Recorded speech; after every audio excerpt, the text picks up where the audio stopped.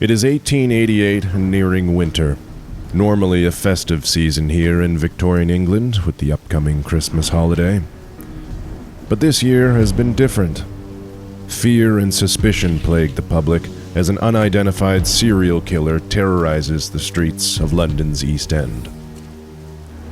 Since August, there have been a total of 4 murders believed to have been committed by this single person. And now, another body has just been reported. Likely this killer's 5th victim. The methods used in these killings are unfathomably brutal, and all of the victims have been women, specifically prostitutes.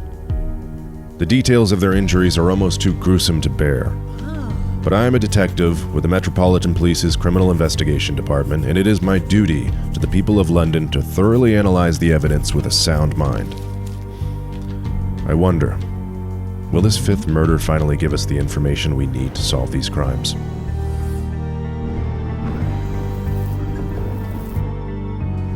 He has become known as Jack the Ripper, a nickname taken from one of the many letters we've received from the supposed murderer himself, or perhaps even herself.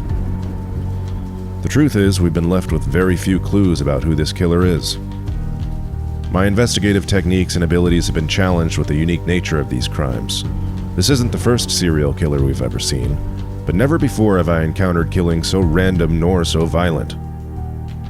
It all began in August, when I investigated the murder of Marianne Nichols. It was notable because of the violence used. Marianne had been left in the middle of an alleyway, her throat cut so deeply she'd almost been decapitated. I attempted to establish a timeline leading up to the crime. The doctor working with us noted that her body was warm, so she had just been killed. I interviewed those nearby, but no one had heard or seen anything during the hour in which she could have been attacked. There was no evidence that she had been moved to this location after her death, no marks or blood along the road, but I considered the possibility. She was taken by ambulance, a simple hand cart, to a mortuary where I could continue my investigation away from the growing crowd. Once there, I discovered that she had also been cut down her abdomen and disemboweled. I went at once to fetch the doctor. Unfortunately, the greatest care is not always taken when it comes to autopsies. Before I could return to the mortuary with the doctor to perform a detailed post-mortem medical examination, 2 workers had stripped Marianne of all her clothes and washed her body. I wonder what missed opportunities we had because of that incident. The investigation expanded quickly the following month, when there were 3 more murdered prostitutes found around the same area of Whitechapel. All had their throats slashed, and 2 had been mutilated, just like Marianne. The City of London Police joined the case along with several more of our own detectives, and countless volunteer citizens searched for clues. One of the volunteer investigators even received a letter containing part of a kidney, which we believe to be from Catherine Eddowes, the 4th victim. Prior to this case, I had never spent so much time looking for relationships across several crimes. Now it is the first thing I think about. There are other recent murders of women in London that remain unsolved, but as I go through the files and notes, I see that they do not share enough similarities with these other 4 cases. Of course, in time, there's no telling how many murders could be linked back to this single terrorist. It's overwhelmingly frustrating. Forensic science in the late 19th century is quite limited. We cannot identify specific fingerprints or bodily fluids left behind by the perpetrator, as we have no way to properly analyze such physical evidence. Instead, much of my detective work has been quite psychological. I try to understand the killer's motive, look for patterns within the crime scenes and the many letters we receive, and discern what kind of abilities or resources someone would need to commit the crime. I interview as many people as I can, including those near the crime scenes, friends and relatives of the victims, and other prostitutes.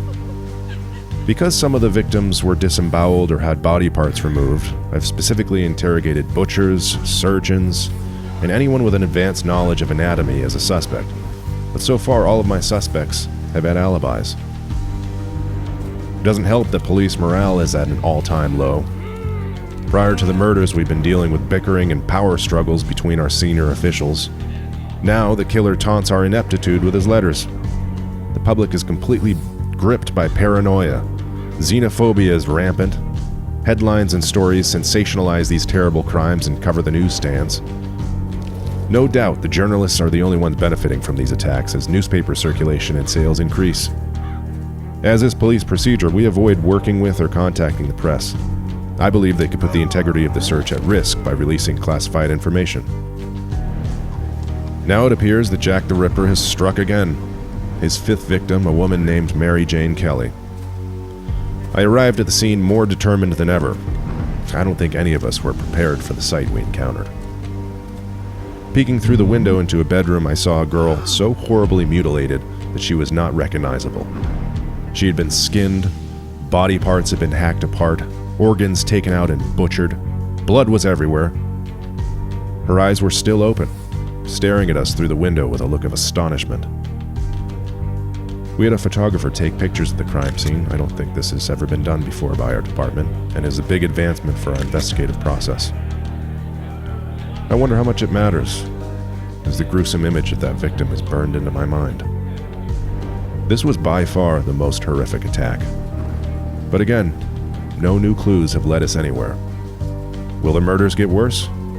How can they? How many more will suffer? My fellow detectives have begun to develop compelling theories around each of their favorite suspects.